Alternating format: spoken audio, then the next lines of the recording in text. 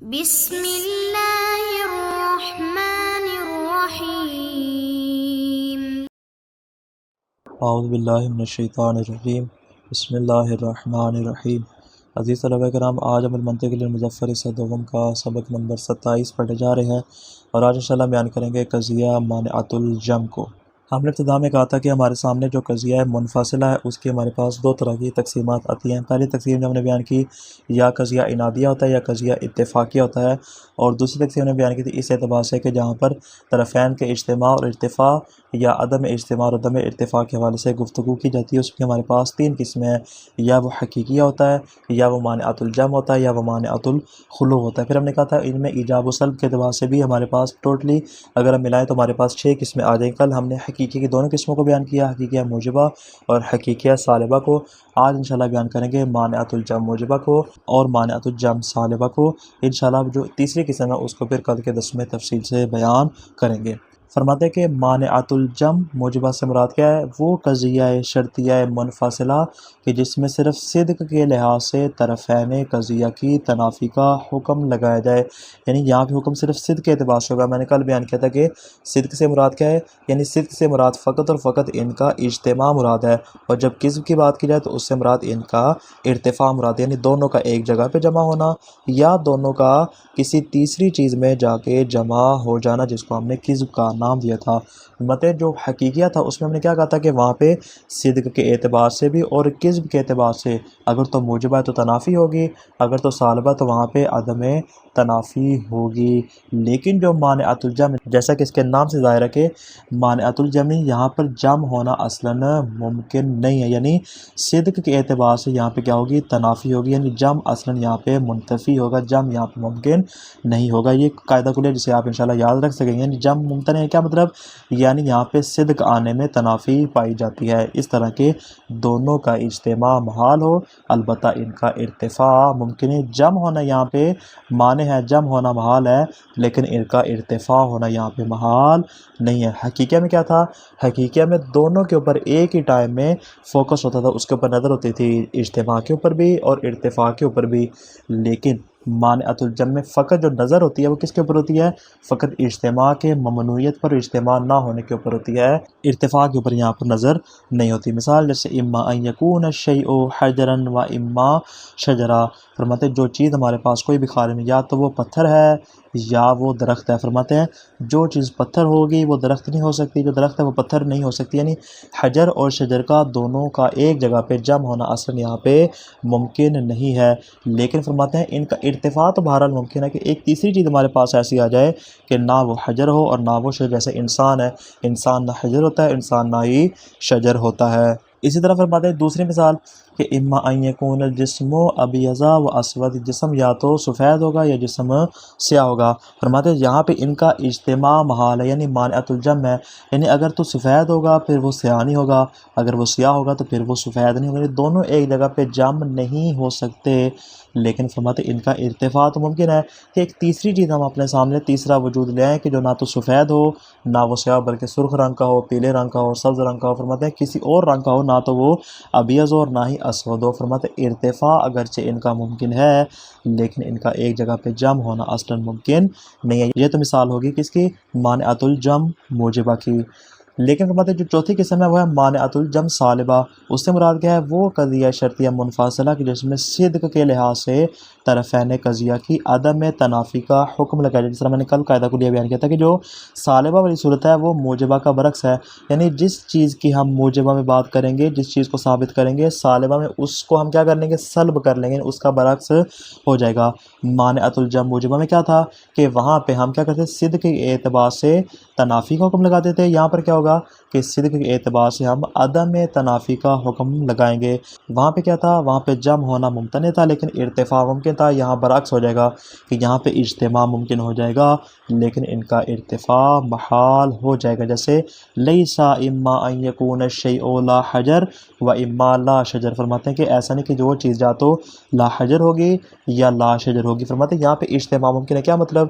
یعنی ایک چیز آپ کے پاس ایسی آ جائے کہ جو لا حجر بھی ہو اور لا شجر بھی ہو. مثال کے طور پہ انسان ہے، انسان کیا ہے؟ لا حجر بھی ہے اور لا شجر بھی ہے، یعنی دونوں طرفین کا اجتماع تو ممکن ہے لیکن ارتفاع ممکن ہے. یعنی کوئی بھی چیز ایسی نہ ہو جو لا شجر بھی نہ ہو لا حجر بھی نہ ہو، یعنی نفی کیا ہو جائے گی؟ جمع ہو جائے گی. یعنی ایسی کوئی چیز جو حجر بھی ہو اور شجر بھی ہو، کیونکہ یہ لیسا سے نفی کر رہے ہیں، صالبہ ہے، اور یہاں پر بھی دونوں میں لا ہے، تو نفی کیا ہو جائے گی؟ جمع ہو جائے گی. یعنی ایسی چیز حجر بھی ہو اور شجر بھی ہو، فرماتے ارتفاع ان میں اصلاً ممکن نہیں ہے. بس ہم دیکھیں گے خارج میں ہمارے سامنے ایسی چیزیں تو آ جائیں کہ جہاں پر اس قضیے کا اجتماع تو ہمیں نظر آ جائے گا، لیکن فرماتے اگر ہم ان کے ارتفاع کی بات کریں تو ارتفاع نہیں ہو سکتا. کیوں؟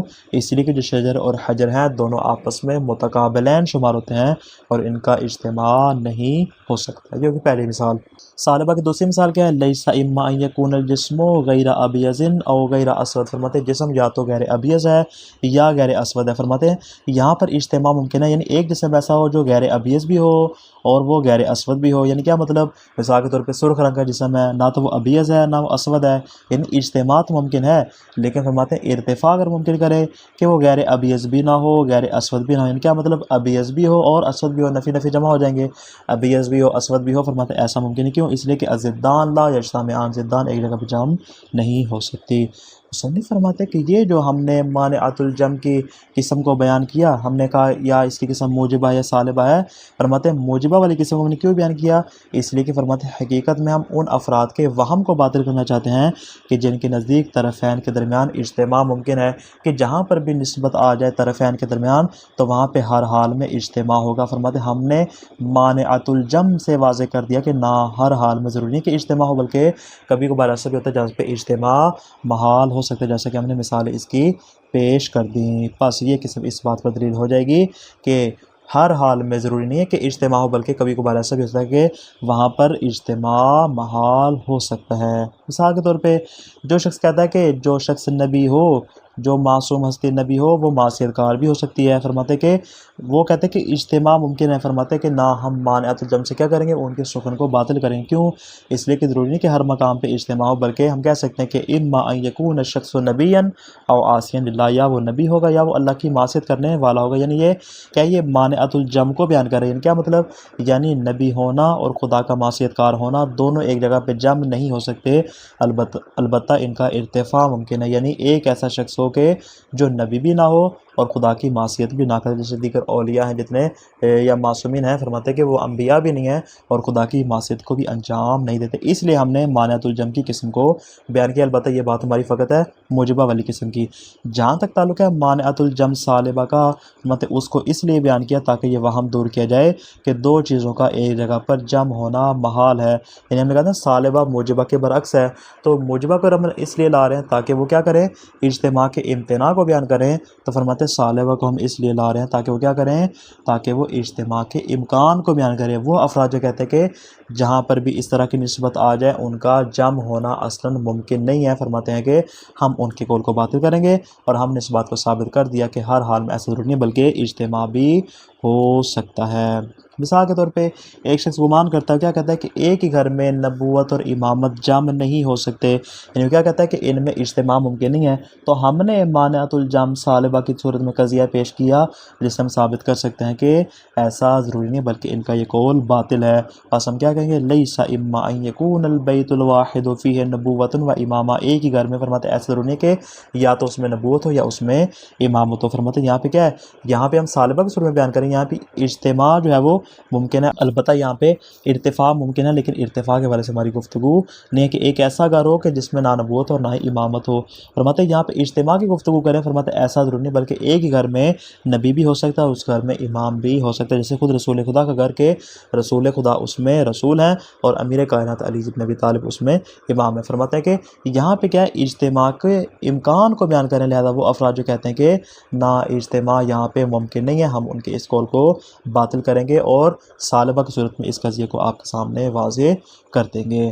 ثانی مانعۃ جمع، فرماتے ہیں کہ قضیہ منفصلہ کی جو دوسری تقسیم ہے اس دوسری تقسیم کی دوسری قسم ہے مانعۃ الجمع، وہی ما حکم فیہا بتنافی طرفیہا او عدم تنافیہما صدقا لا کذبا، فرماتے ہیں کہ وہ قضیہ جس میں طرفین کی تنافی یا عدم تنافی کا حکم لگایا جائے، البتہ صدق کے اعتبار سے کذب کے اعتبار سے، یعنی کیا مطلب، یعنی اجتماع کی تنافی یا عدم تنافی کا حکم ہو، اگر تو موجبہ ہوگا تو اجتماع کی تنافی کا حکم ہوگا، اگر سالبہ ہوگا تو اجتماع کی عدم تنافی کا حکم ہوگا، لا کذبا، لا کذبا سے مراد کیا، یعنی ارتفاع کے اعتبار سے یہاں پہ حکم نہیں ہوتا، کیا مطلب، بمعنی انہ لا یمکن اجتماعہما ویجوز ان یرتفعا معا فی الایجاب، اگر قضیہ موجبہ ہو مطلب ان کا اجتماع ممکن نہیں ہوگا، کیوں، مانعۃ الجمع ہے، اصل یہاں پہ اجتماع ممکن نہیں ہوگا، لیکن فرماتے ہیں یجوز ان یرتفع معا، اجتماع ممکن نہیں ہے، ہماری گفتگو فقط جو مد نظر ہے وہ اجتماع کے اوپر ہے، جہاں تک تعلق ہے ارتفاع کا، مطلب ارتفاع قضیہ موجبہ میں ہو سکتا ہے، وَيُمْكِنُ اجتماعہما، فرماتے ہیں کہ یہ تو بات قضیہ موجبہ کی، سالبہ اس کا برعکس ہو جائے گا، وَيُمْكِنُ اجتماعہما وَلَا يُمْكِنُ ارتفاعہما فی السلب، فرماتے ہیں قضیہ سالبہ میں ان کا اجتماع ممکن ہوگا موجبہ کے برعکس، البتہ ان کا ارتفاع ممکن نہیں ہوگا قضیہ موجبہ کے برعکس، اس کا بالکل الٹ ہو جائے گا۔ دونوں کی مثالیں پیش کرتے ہیں۔ مثال الایجاب، اما ان یکون الجسم ابیض او اسود، فرماتے ہیں جسم جو یا وہ سفید ہوگا یا وہ سیاہ ہوگا، فالابیض والاسود لا يمكن اجتماعهما فی جسم واحد، فرماتے ہیں ایک جسم میں خود ابیض اور اسود کا اجتماع نہیں ہو سکتا، یعنی یہاں پہ کیا مانعۃ الجمع ہے کہ جو طرفین ہیں ان میں تنافی پائی جاتی ہے اور جو دونوں جو ہیں وہ صدق کے اعتبار سے جمع نہیں ہو سکتی، یعنی ان میں اجتماع نہیں ہو سکتا، البتہ ولکنہ یمکن ارتفاعهما فی الجسم الاحمر، لیکن جو سرخ رنگ کا جسم ہے فرماتے ہیں ان میں ارتفاع ممکن ہے کہ ایسا جسم نہ تو وہ اس کے اوپر ابیض کا حکم لگایا جائے اور نہ ہی اس کے اوپر اسود کا حکم لگایا جائے بلکہ اس کے اوپر احمر ہونے کا حکم لگایا جائے، فرماتے ہیں ارتفاع تو یہاں پہ ممکن ہے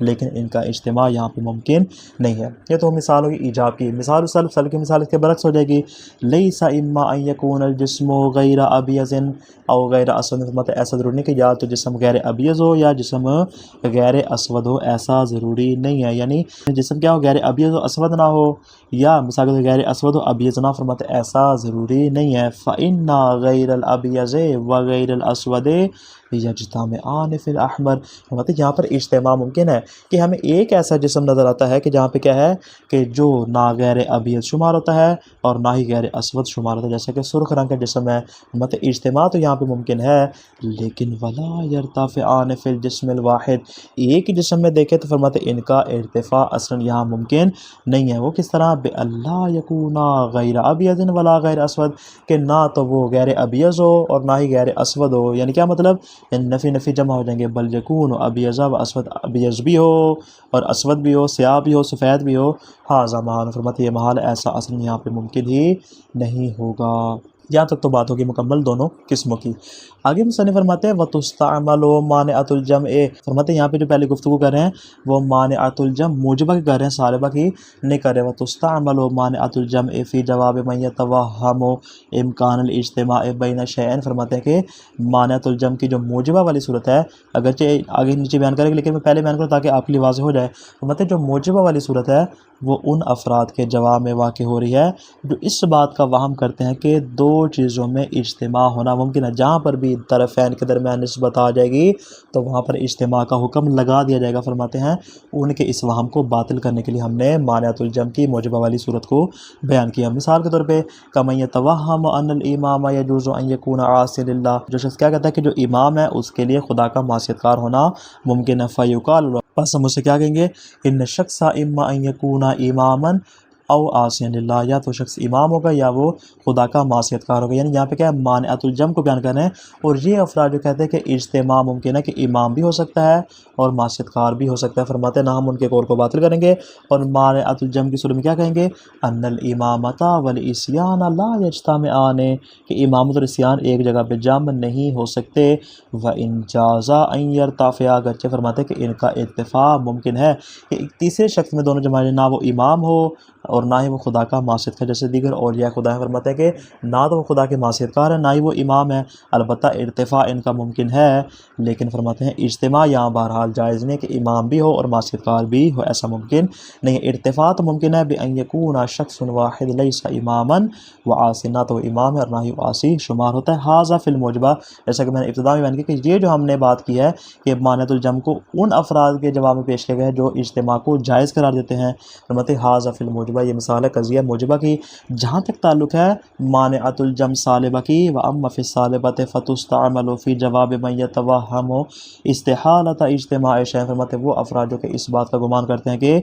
دو چیزوں کا جمع ہو جانا اصلاً محال ہے، جو فرماتے ہیں اجتماع کو محال قرار دیتے ہیں، ہم اس کا برعکس کرتے ہیں۔ کیا مطلب؟ ہم اجتماع کے جائز ہونے کو سالبہ کی صورت میں بیان کرتے ہیں کہ من یتوہم امتناع اجتماع النبوۃ والامامہ فی بیت واحد، فرماتے ہیں جیسا کہ کوئی شخص گمان کرتا ہے اس بات کا کہ نبوت اور امامت ایک ہی گھر میں جمع نہیں ہو سکتی، فیقال، یعنی ان کے نزدیک اجتماع محال ہے، ہم جو ہے وہ مانعۃ الجمع سالبہ کی صورت میں کیا کرتے ہیں؟ اجتماع کو ثابت کرتے ہیں، اور کیا کہتے ہیں؟ لیس اما ان یکون البیت الواحد فیہ نبوۃ و امامہ، ایسا ضروری نہیں کہ ایک گھر یا تو وہ نبوت کا گھر ہو یا امامت کا گھر ہو، فرماتے ہیں ایسا ضروری نہیں ہے، یعنی کیا مطلب؟